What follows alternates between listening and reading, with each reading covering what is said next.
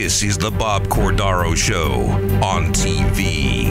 They fought for us, now he'll fight for you.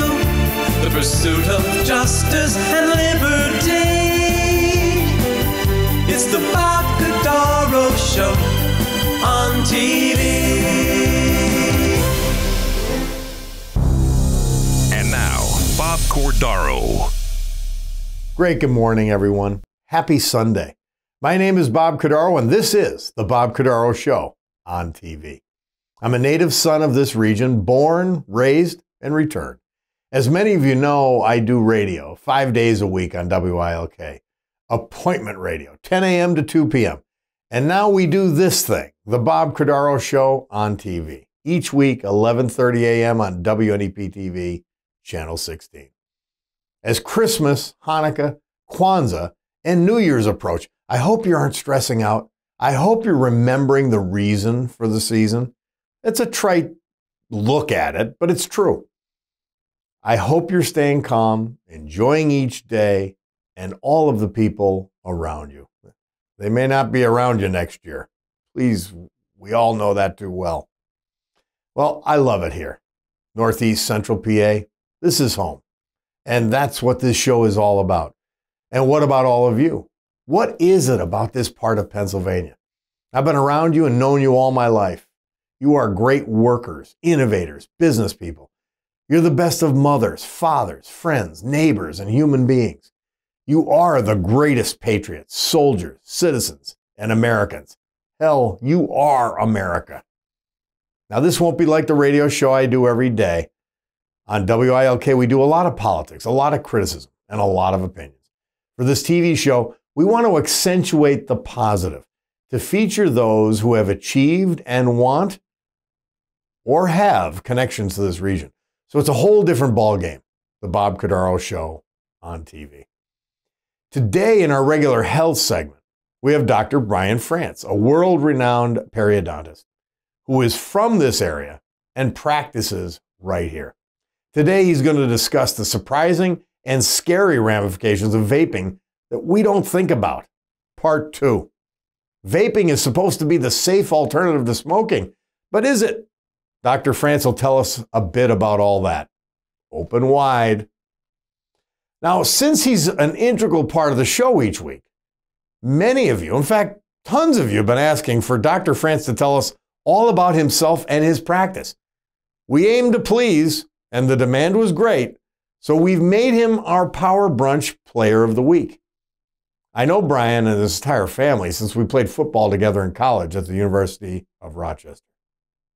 We both went to school in Philadelphia for graduate, and after that, and I just watched how Bryan had to work, the price he and other doctors had to pay so that they could serve the public in the healthcare field.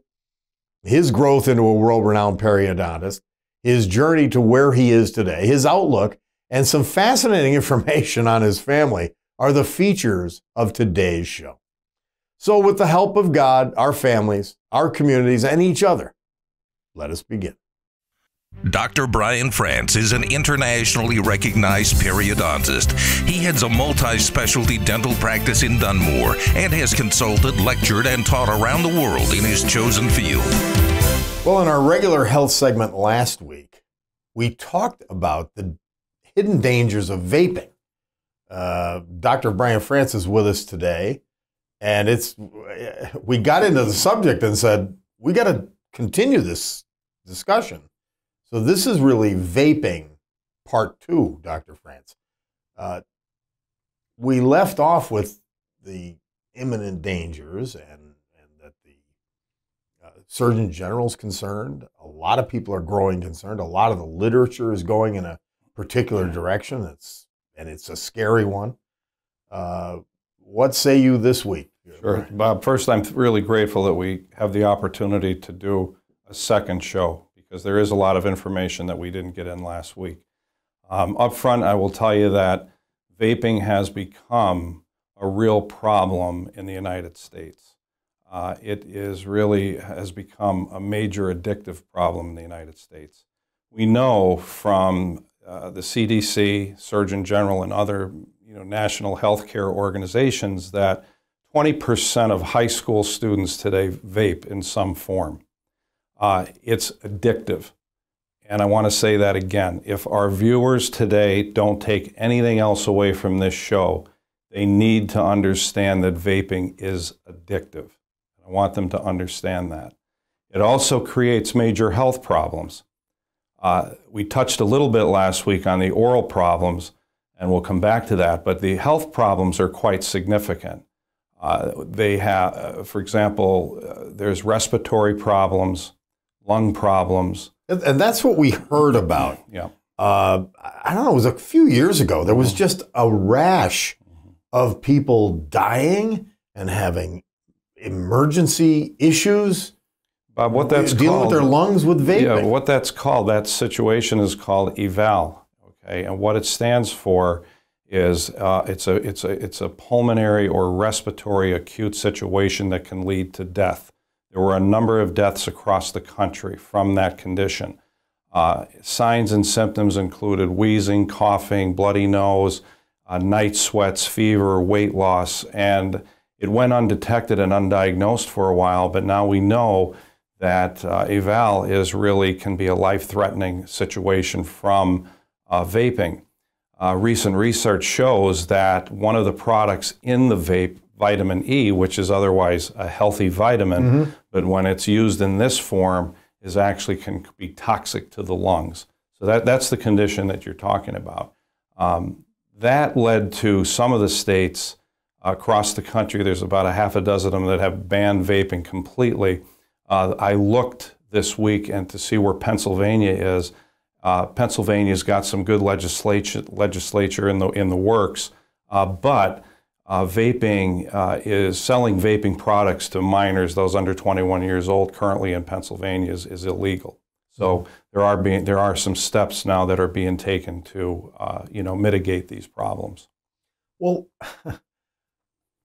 20% of young people are vaping. Mm-hmm.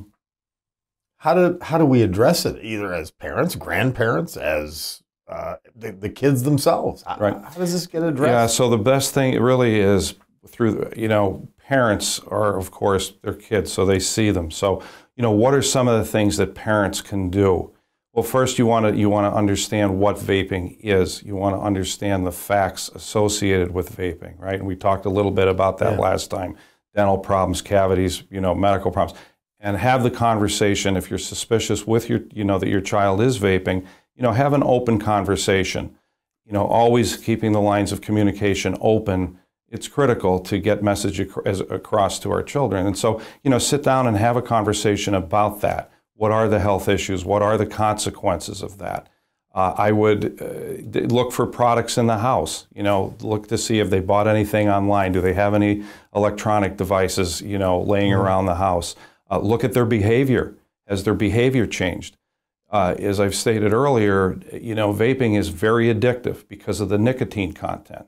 So you'll notice in a young developing mind, behavioral changes. It's very potent to a mind developing at that age in terms of addiction. So you'll notice maybe their behavior changes, their dress changes. They may all of a sudden start to develop a lot of dental problems. We see that a lot in our office where high school students are coming in with dental problems. So any of these things that you notice, you need to have that conversation with the child. On top of that, I think what is also critical is to try and get help for the child.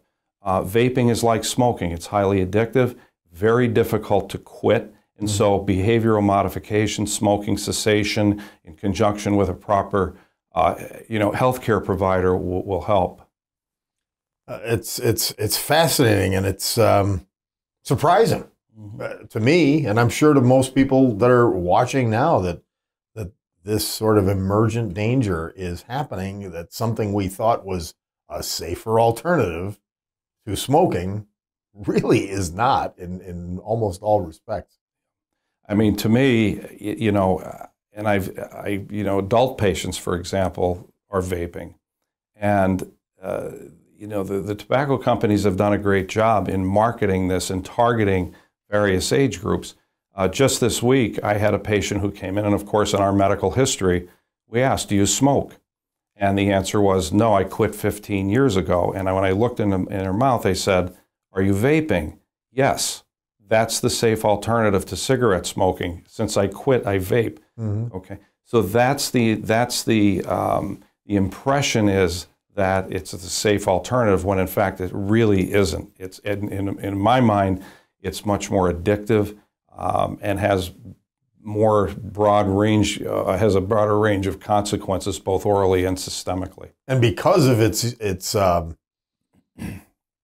lack of smoke, you can do it anywhere. So you can actually do it more often than you could smoke a cigarette. So there's a lot of layers to this. Certainly is. Yeah, there certainly is. But I would say again, for our parents out there, be aware. There's a high percentage of high school students who are getting involved with this. Don't be afraid to have the conversation. And for the healthcare providers who may be watching, have a look at your patients, their mouth, their respiratory problems. As healthcare providers and parents, we have an obligation to protect our high school students, our young adults in the community, and we're in a position to do that. Well, Dr. Frantz, thank you. That's a deep dive into vaping, and it certainly is an eye-opener. Thank you very much. My pleasure, Bob. And now, the Sunday Brunch Power Player of the Week on the Bob Cordaro Show. So by popular demand, a lot of people just wanted to know that Bryan Frantz has been doing the health segments with us since we started. And they said, well, what about him? Tell us about him. And we decided this is the week to have Dr. Bryan Frantz be our Power Brunch Player of the Week. Bryan, welcome again after your health segment. I know you and got to know your family, everything about it. When I got recruited up at the University of Rochester, and there was then-to-be Dr. Bryan Frantz at the Deke Fraternity House. I remember the weekend well, Bob. Waiting to greet your brother Daryl and myself. And we had a blast, to say the least, and our friendship continued from them. But one of the things that I focus on, and we had more fun than human beings should be allowed to have. However, I watched how hard you worked. And a lot of the pre-professionals going to be dentists, going to be physicians.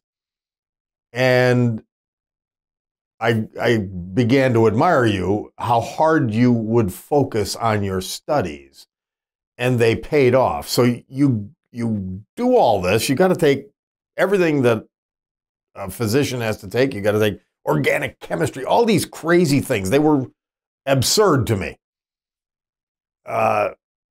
You get through Rochester, obviously achieving. You go to Temple Dental School, and then you just keep going from there. Tell us a little bit about that. Sure. Well, let me go back to college first. You're right, Bob. I did work very hard during college, and I can tell you why. A couple of reasons. First of all, it was a sacrifice for my parents to have me go to a school like the University of Rochester. And I knew what a sacrifice that was. I was the first one to go to college in my family, and my father and mother were, very, very supportive of that and had worked hard. So that was always in the back of my mind, that I was going to succeed because I wasn't. Knowing Ernie and Joan, they were insistent upon it, not just supportive. And they were great. My mom and dad, the one thing that I took from them that they probably don't even know is they gave us a great amount of latitude. They never said, you have to do this. They used to say, find what you want to do and be happy. Follow that with a passion, you'll be successful. And that's the truth. I mean, it was really, really, they were wonderful. So part one, driven because of the sacrifices they made. Part two, and I'm a firm believer in this in life. I was very lucky to when I got to Rochester, to come in contact with some very, very influential people in my career. Wayne Sebastianelli, who you know, he's from Valley View. He was a good football player as well, medical doctor. I believe he's in charge of the Hershey Orthopedic Medical facility now. Very hard worker. George Kondrowski, who was the chair of biomedical engineering at the University of Texas. They kind of took me under their wing when I got there and really impressed upon me management of time. How do you play football? How do you study? How do you get all these things done and be successful? And so I owe a great debt of gratitude to people I met when I was there. So that's sort of the college. I was very fortunate when I got into dental school, Temple Dental School in Philadelphia. Again, another fabulous opportunity for me. I took full advantage of it, and I'm a firm believer, Bob, that when you do something, you do it to be the best. You get into it and you try to do the best you can, whether it's sports, whether it's your profession, and so that's kind of always been my my sort of driving force, is to try and succeed and to be the best, at what I'm attempting at that time. So got through dental school, did well. And at that time, in fact, I was all set to come back to Scranton and open a general dental practice with another fantastic mentor of mine, a guy by the name of Dr. Richard Rushmore, who World War II, hero, a true hero and a true professional man. He helped me all through my dental career. So, but at the last minute, serendipity, it's a funny thing. I was just walking down the hall one day in the dental school, and one of the professors approached me and said, I saw you're interested in periodontics. Did you ever think about applying? Well, one thing led to another. Next thing you know, I'm back at the University of Rochester. Never in a million years thought I would be back there. Well, they happen to have a training program that... One of the tops in the world. Correct. And I was, again, very fortunate and to get in there, to get in and continue my career. I had an NIH training grant, which allowed me to do research at a very high level in wound healing. And, my wife, Linda, actually trained at the University of Rochester. She did the internal medicine program there. So she was doing medical school while you were doing dental school and graduate and all of that. So, did you realize how long the road was? I mean, we're playing football, we're having fun, we're going to parties, we're joining the fraternity. Did you realize how long the road was, or was that part of your thinking through all this? Because it was a long road. There's no question, Bob, I did know that. Yeah. And one of the hardest things, it's actually a very interesting question to me. Here's where it got hard. When I went on to specialize, and Linda was doing her residency, most of our friends had real jobs. They were making money. Yeah. They were going out to dinner. They were doing a lot. And they're like, come on. And we didn't, we were broke. Yeah. So did I realize it was long? Yes, I did. I did. Did I realize the sacrifice was going to be what it was? Probably. Okay. Yeah. But I didn't care. And neither did Linda. But and why didn't we care? We're passionate about what we do. We love what we do. To this day, I love what I do. I love to take care of patients. I love to be with them. I love to, the practice aspect of what I do. Every bit of it. There's a lot of facets to my career, teaching and so on and so forth. But I knew it would be a long road. So you've been practicing for what? 35 years. 35 years. Mm-hmm. And during the course of that time, you get together with your wife, Linda, an internal medicine physician, and you build a building in Dunmore and start your own practices side by side. And they've developed the practices. Our practices have developed. Bob, pertinent and relevant to this show, and when you and I had talked about me doing the healthcare segment, the single thing that motivated me to want to do this is that Linda and I have always been committed to northeastern Pennsylvania. Throughout this entire time, our training and we always wanted to come home, to be with our family, and to raise our children here. And we've been lucky. We've been very blessed to be able to do that. So our practice, we've both been in practice 35 years, and as fate would have it, we have 3 daughters, as you know. Yeah, this is the next aspect of the things. Your practice developed, multidisciplinary, but now you've got daughters who are all in the medical field. It's incredible. Yeah, and Give us the rundown. Sure. Following my father's advice, my father's example, I should say, Linda and I never put any pressure on our children. Find your way. That's what I used to tell them. Find what you're passionate about. You're going to be fine. Well, 2 out of the 3 followed a career. It followed me, basically, in dentistry. One, my daughter Andrea is an orthodontist here in Scranton. She's married to an orthodontist. Her husband, Mike, they met in of all things, at Rochester. Yeah. My daughter Kristen, our daughter Kristen is a periodontist, prosthodontist, dual certified. She's in practice with me. And our youngest daughter broke the trend, Gretchen. She's an optometrist, and as I've said earlier, she just basically, she'd had enough of the dental talk around the kitchen table, and she said, I'm not doing it. I'm going another way, Dad. No offense, but I'm out. And we're good. We're happy for her. She found her way. She found what she's passionate about. By the way, it extends. Sure. Mm-hmm. Oh, yeah. Well, their spouses are involved. Yeah, Kristen's husband is an oral maxillofacial surgeon in town, very highly trained at the University of Pittsburgh, came back here. And you know, he's in with a large group here in the area, a very well-established group here, and doing phenomenal. So I couldn't be more. I always, you know, I tell patients, you know, I'm 63 years old, but I feel like I'm 30. To have, you know, I feel like I'm in the second half, if you will, of my career, and I go to work every day, and it's not work. It's you know, I'm living you know, my passion is my practice, and so it's been great. I'm proud of what we've built here, by the way, and I really do want to talk about this. We do have a multi-specialty team here in Scranton. And it's been a lifelong dream of mine to build this, and we're in the process of building it. Between the orthodontist, the prosthodontist, myself, we've got a fabulous team. So we can handle, you know, complex cases that used to have to go to Philadelphia and Penn and Temple, NY, New York. We can do those cases here, and we are doing them. We have a modern facility. We have the latest in technologies in our office. They're all board certified. All of us are board certified in our office. And we all have faculty appointments. We teach at Rochester. My one daughter, Andrea, teaches at the University of Pennsylvania.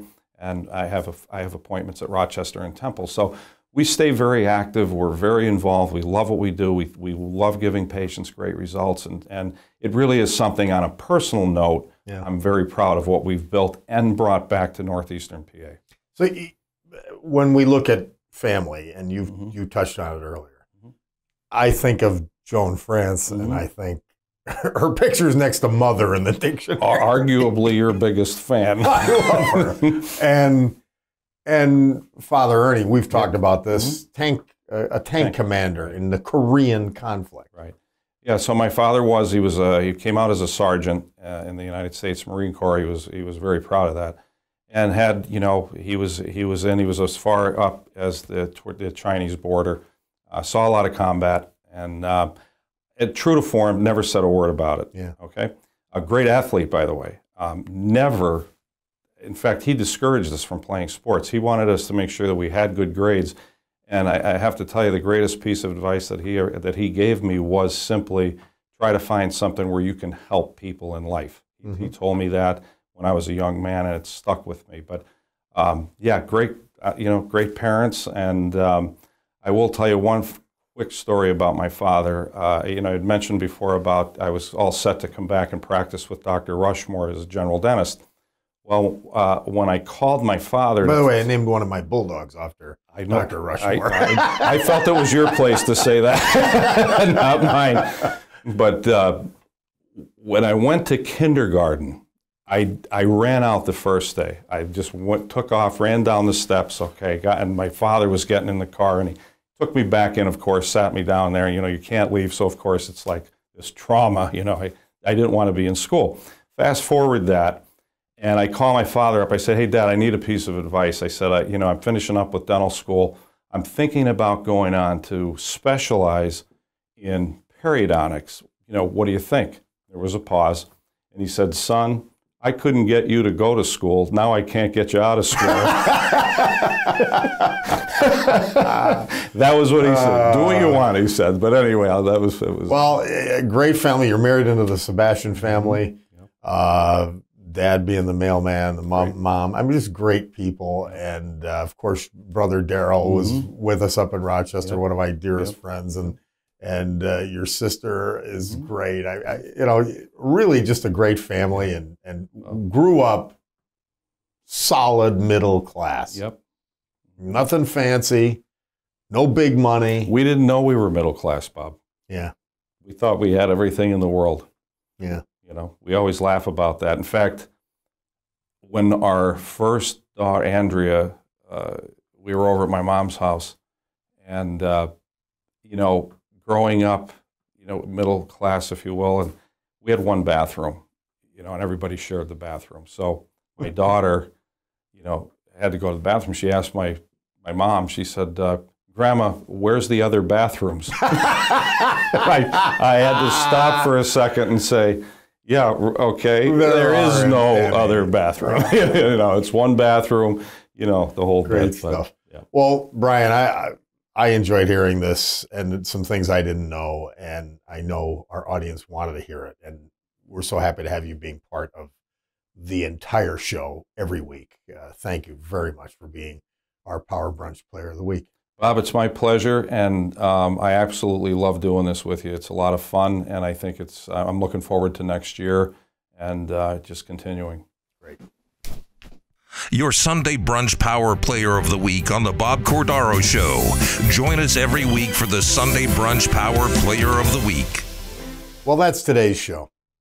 I hope you enjoyed learning about Dr. Frantz as much as I did, because there were some things, despite how well we know each other, that I found out today.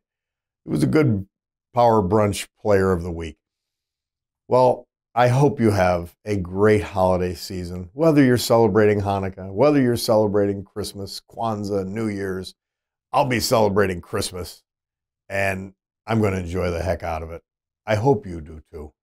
Remember what it's all about. Remember what it means.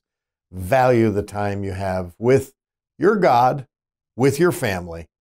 Please remember that that's what this is all about. I mentioned earlier, we don't know if we're going to all be here next year. Let's treasure it. Let's enjoy it. Let's savor it. Now, we won't be on Christmas Day and New Year's Day, which happen to fall on our Sunday time slot.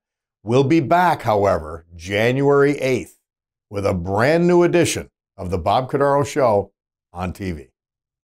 Thanks for being part of the program. You've got an appointment every Sunday morning at 11:30 right here on WNEP TV, the Bob Cordaro Show on TV.